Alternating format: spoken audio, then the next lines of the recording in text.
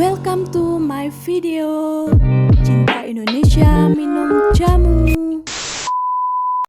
Perkenalkan, saya Jenny Sonia Diharsiwi, mahasiswa PKPA Universitas Jember Angkatan 19 yang sedang magang di UD Herbalindo Malang.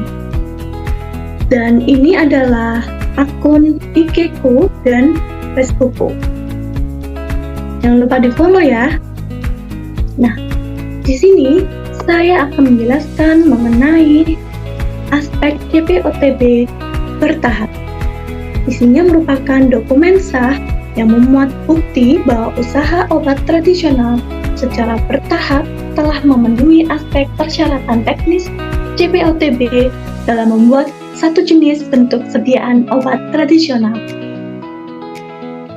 Di sini, mengapa harus menerapkan JPOTB? Ada 3 alasan. Yang pertama, untuk melindungi konsumen, yaitu untuk menjamin produk bermanfaat, bermutu, dan berkhasiat. Kedua, sebagai aspek pelaku usaha, di mana ini merupakan suatu ajang daya saing, tanggung jawab keamanan mutu, dan mendengarkan citra.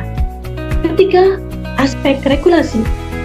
Nah, ini menganut di Permenkes nomor 6 tahun 2012 yang mewajibkan untuk seluruh industri obat bahan alam harus memenuhi JPOTB bertahap.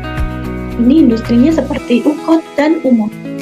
Nah, dari memenuhi JPOTB bertahap ini dapatkan hasilnya yaitu suatu obat tradisional atau obat bahan alam yang bermutu dan berkualitas. Untuk klasifikasi JPOTB, di sini ada UKOT dan UMOT. Kita bedah dulu yang UKOT. UKOT ini mempunyai tahap 1, tahap 2, dan tahap 3. Dan ini dapat dilihat di E2 JPOTB jilid 1, jilid 2, dan jilid 3. Untuk tahap 1, UKOT harus memenuhi aspek sanitasi dan higien dan dokumentasi. Tahap 2, manajemen mutu, produksi, pengawasan mutu, cara penyimpanan dan pengiriman, serta verifikasi penerapan tahap 1. Nah, untuk tahap 3, personalia, bangunan, fasilitas dan peralatan, penanganan keluhan produk, penarikan kembali dan produk kembalian, inspeksi diri, serta verifikasi penerapan tahap 1 dan tahap 2. Untuk UMOT sendiri harus memenuhi P2 JPOTB jilid 1, yaitu hanya tahap 1 dan tahap 2. Tahap 1 di sini berisi sanitasi dan higien, dan tahap 2 berisi dokumentasi dan verifikasi penerapan tahap 1. Selanjutnya saya akan membahas tentang sertifikasi JPOTB. Ini merupakan contoh sertifikasi JPOTB tahap 1, yaitu di UD Herbalindo. Sekarang sedang tahap 1, dengan isinya yaitu nama perusahaan, alamat, bentuk sediaan, aktivitas, cakupan, dan masa berlaku. Nah, sertifikat JPOTB tahap 1 memiliki masa berlaku 3 tahun sejak diterbitkan. Kemudian, permohonan perpanjangan sertifikat JPOTB disampaikan oleh UMOT dan UKOT kepada BPOM paling lambat 6 bulan sebelum masa berlaku sertifikat JPOTB berakhir. Ketiga, perpanjangan sertifikat pemenuhan JPOTB secara bertahap dilakukan paling banyak 2 kali pada tiap tahapan UKOT yang memproduksi kapsul dan cairan obat dalam, dan 3 kali pada tiap tahapan UKOT yang memproduksi sediaan selain kapsul dan cairan obat dalam. Nah, setelah berakhirnya masa berlaku tersebut, UKOT dan UMOT itu harus melakukan atau wajib melakukan sertifikasi pemenuhan aspek JPOTB sesuai dengan ketentuan petunjuk pelaksanaan penerapan aspek JPOTB secara bertahap. Jadi, jika sudah melakukan perpanjangan sertifikasi sebanyak 3 kali untuk UD Herbalindo ini, yaitu karena ada sediaan kapsul. Maaf, maksudnya 2 kali. Nah, UD Herbalindo harus melakukan sertifikasi pemenuhan aspek CPOTP tahap 2. Begitu seterusnya. Setelah mengetahui sertifikasinya, kita membedah satu persatu CPOTP tahap 1, tahap 2, dan tahap 3. Yang pertama yaitu sanitasi. Prinsipnya, menghindari perubahan mutu dan kontaminasi. Nah, penerapannya di sini ada 3, yaitu perorangan. Ini untuk hygiene, dengan contohnya pemeriksaan kesehatan, pemastian kesehatan, lapor jika sakit, penggunaan APD dan hygiene. Ini sangat penting dilakukan karena sebelum melakukan produksi, seorang personel harus melakukan beberapa tahap atau prosedur hygiene untuk memastikan bahwa personel tersebut tidak sakit dan sudah menggunakan APD cuci tangan yang benar. Yang kedua adalah bangunan dan fasilitas. Nah, bangunan dan fasilitas ini didesain dan dikonstruksi sedemikian rupa. Prosedur tetap dan catatan sanitasi area produksi, tempat cuci tangan, toilet, dan ventilasi, protap dan catatan sanitasi area produksi, tempat cuci tangan, toilet, dan ventilasi. Semuanya ini harus didesain dalam keadaan bersih, dan apabila ada tumpahan harus disertakan protapnya, penanganannya seperti apa, dan juga untuk area pembersihan atau tempat alat pembersihan juga harus dimasukkan ke dalam prosedur tetap. Termasuk peralatan ini harus juga dibersihkan secara berkala. Alat sanitasi dibersihkan di ruangan sendiri, alat bersih diberikan label bersih, dan pemilihan alat menjadi perhatian khusus. Contoh protap sanitasi dan hygiene, yakni yang ada tertera di layar protap penerapan hygiene. Isinya mengenai nama usaha, kemudian judul dari prosedur tetap, tanggal berlaku, disetujui oleh, dan juga ada nomor revisinya. Nah, isinya mengenai prosedur seperti kesehatan, kebersihan perorangan, kebersihan dan kerapian ruang kerja, dan penanganan pakaian seperti apa. Untuk prosedur tetap lainnya, yaitu ini ada prosedur tetap mengenakan pakaian kerja dan memasuki area produksi, sanitasi ruangan dan peralatan. Selanjutnya, untuk CPOTP tahap 1, yang kedua yaitu dokumentasi. Nah, prinsip dari aspek dokumentasi ini adalah personel menerima uraian tugas yang relevan dan jelas untuk memperkecil risiko penyimpangan. Terdapat 4 jenis dokumentasi. Yang pertama yaitu prosedur tetap atau SOP, kemudian catatan, spesifikasi, dan formulir. Untuk isinya, ketentuan umumnya harus termuat judul dan dibuat sesuai kebutuhan suatu industri, kalimat jelas, rapi dan mudah dibaca, disetujui dan disahkan, dan dokumen yang tidak digunakan harus dimusnahkan. Kemudian, untuk spesifikasinya, yaitu seperti berikut ini. Selanjutnya untuk manajemen mutu dan produksi. Untuk manajemen mutu sendiri, ini prinsipnya yaitu usaha manajerial untuk mengatur, mengorganisir, mengontrol, dan mengevaluasi kualitas personel. Contoh penerapannya yaitu memiliki dokumen induk, pedoman mutu dan kebijakan mutu. Produk jadi harus melewati pengujian QC dan QA, dan minimal ada penanggung jawab teknis dan kepala QA. Untuk produksi sendiri, prinsipnya itu untuk mempertahankan ketentuan CPOTP untuk menghasilkan obat tradisional sesuai dengan persyaratan umum dan izin edar. Nah, prosedur ini mulai dari penanganan bahan awal atau bahan mentah hingga menjadi produk jadi. Contoh penerapannya yaitu harus memiliki prototip setiap sebelum produksi dan harus memiliki kegiatan in-process kontrol serta terdapat dokumen rinci cara penerapannya seperti apa atau prosedurnya.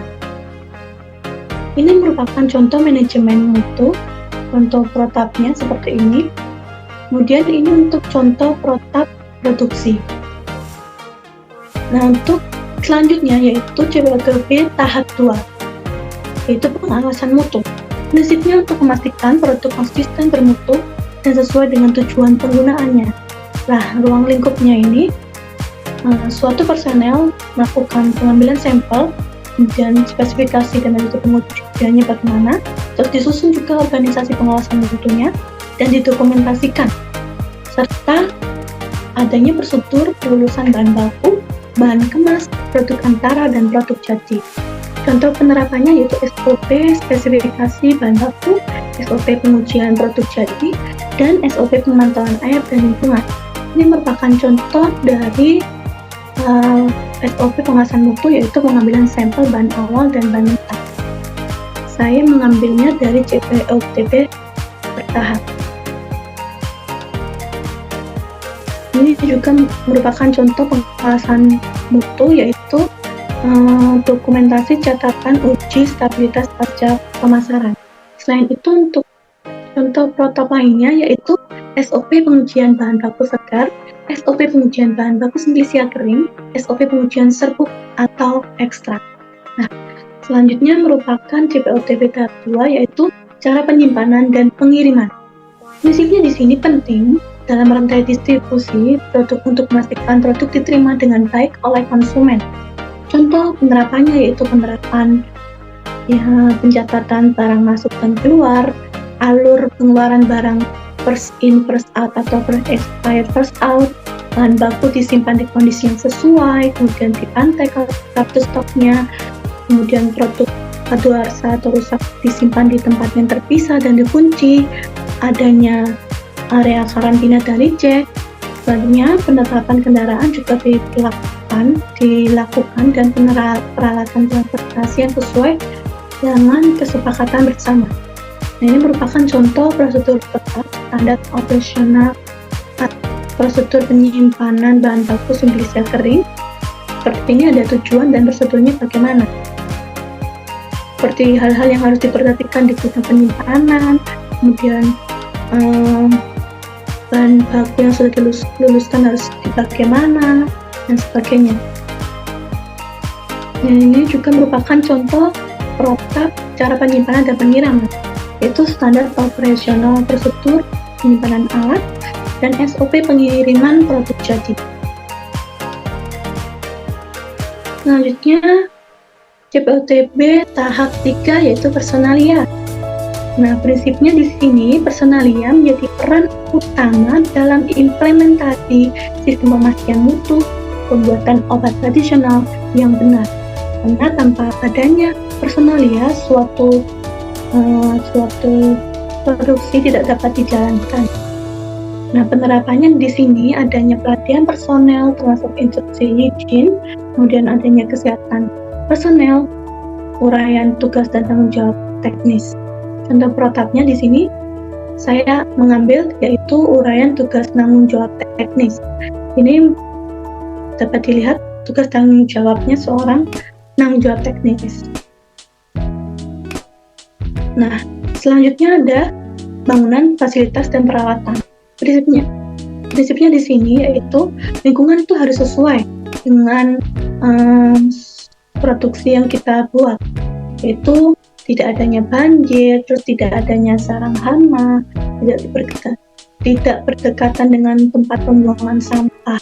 Karena jika satu saja yang ada di sekitar bangunan aspek tersebut itu dapat mengganggu kontaminasi suatu produk jadi maupun bahan mentah dan produk lainnya yang ada di proses produksi. Penerapannya itu yang pertama, desain, konstruksi, dan tata letak harus memadai, disesuaikan, dirawat dengan baik. Kedua, tata letak dan desain ruangan harus diperhatikan untuk menghindari pencemaran silang dan kesalahan lain. Selanjutnya terdiri dari area tak terkendali dan terkendali. Nah, area tak terkendali ini bukan tentang bangunan, penerimaan, dan penyimpanan produk atau kata lainnya area. Nah, kemudian ada area penyimpanan produk jadi dan sampel tertinggal. Kemudian ada juga area pengujian kimia fisika dan penyimpanan sampel berbanding. Sedangkan area terkendali ini maksudnya dikendalikan seperti suhunya, tekanan udaranya, karena ini suatu kondisi yang kritis jika tidak diterapkan atau tidak dikendalikan, seperti area penimbangan bahan awal, area produksi, pencucian sampai pengemasan, kemudian area pencucian alat produksi, dan area pengujian mikrobiologi. Nah, area produksi ini, penyimpanan ini, dan pengujian ini harus terbatas personel, sehingga harus diberi tanda peringatan di pintu masuknya. Kemudian juga adanya perbedaan di sampaikan kerja dan penjelasan protap. Jadi lagi-lagi harus diberikan pelatihan personel. Nah, ini merupakan contoh prosedur tetap bangunan, fasilitas, dan peralatan. Yang pertama adalah daftar periksa kesiapan ruang pengolahan kemasan, dan ada juga protap tentang bangunan, fasilitas, dan peralatan. Intinya mengenai bagaimana kondisi bangunan yang baik, fasilitas yang harus dipenuhi, dan peralatannya harus bersih dan harus sesuai dengan ukuran dari bangunan atau ruangan yang hendak diberikan peralatan tersebut. Kemudian CPOTP tahap 3 yaitu keluhan, penarikan, dan kembalian. Prinsipnya yang pertama, semua keluhan yang tentang kerusakan obat tradisional dari luar ataupun dari dalam itu perlu ditangani dan dikaji lebih lanjut. Kemudian penarikan kembali produk itu yang bersumber dari badan BPOM atau internal itu harus ditimbangkan beberapa atau seluruh batch-nya, kemudian ditarik atau tidak dari edaran. Dan juga ada produk kembalian yang terjadi karena kerusakan, kadaluarsa, atau alasan lain yang dapat menimbulkan keraguan identitas, mutu, keamanan, dan kesalahan administratif terkait jumlahnya. Penerapannya yaitu semua keluhan, penarikan kembali, dan produk kembalian dikaji dan dicatat sesuai dengan prosedur tertulis. Kemudian dilakukan tindakan lanjut seperti tindakan korektif, penarikan kembali satu batch atau seluruh produk jadi yang bersangkutan, dan tindakan lain yang tepat atau seperti preventif. Ini merupakan contoh protap keluhan, penarikan, dan kembalian. Nah, di sini saya memberikan contoh tindakan perbaikan dan tindakan pencegahan CPTP atau biasanya CAPA. CAPA ini adanya tabel yang berisi tentang nomor temuannya seperti apa, persyaratannya, kesenjangan yang terjadi apa, kemudian tindakan perbaikan dan tindakan pencegahannya seperti apa, penanggung jawabnya siapa, target pelaksanaannya itu dilakukan berapa lama, statusnya selesai atau belum, dan bukti pelaksanaannya. Yang kedua itu ada SOP penarikan kembali produk. Nah, seperti itu ada tujuan, prosedur, dan lampirannya seperti apa. Yang terakhir yaitu CPOTP tahap 3 inspeksi diri. Prinsipnya yaitu untuk mengevaluasi semua aspek produksi dan pengawasan mutu industri telah memenuhi ketentuan CPOTP. Kegiatan inspeksi diri ini hendaklah dirancang untuk mendeteksi kelemahan dalam pelaksanaan CPOTP dan tindakan pencegahannya seperti apa, dan dilakukan secara independen dan rinci oleh petugas atau tim inspeksi diri yang kompeten dari audit internal ataupun audit eksternal. Nah, biasanya inspeksi ini dilakukan minimal 1 kali setahun. Perlu diingat, di inspeksi diri ini bukan mencari kesalahan, melainkan suatu penanganan atau pencegahan dari suatu permasalahan supaya tidak terulang kembali. Contoh protapnya yaitu seperti berikut. Ada prosedur yang berisikan perencanaan, yaitu menyiapkan jadwalnya, kapan, dan pelaksanaannya, mempersiapkan tim inspeksi kemudian melakukan pemeriksaan dan mencatat temuan di lapangan dalam bentuk dokumentasi buku catatan. Nah, laporan ini juga dilakukan bila terjadinya temuan dalam suatu industri. Nah, laporan ini hendaklah dibuat selambat-lambatnya 2 minggu setelah pelaksanaan inspeksi diri. Nah, lampiran untuk dokumen yang disertakan yaitu daftar periksa inspeksi diri dan formulir laporan temuan inspeksi diri dan tindakan perbaikan.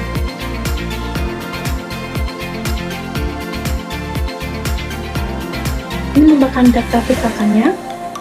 Dan terima kasih saya ucapkan. Maaf apabila ada salah kata dan perbuatan.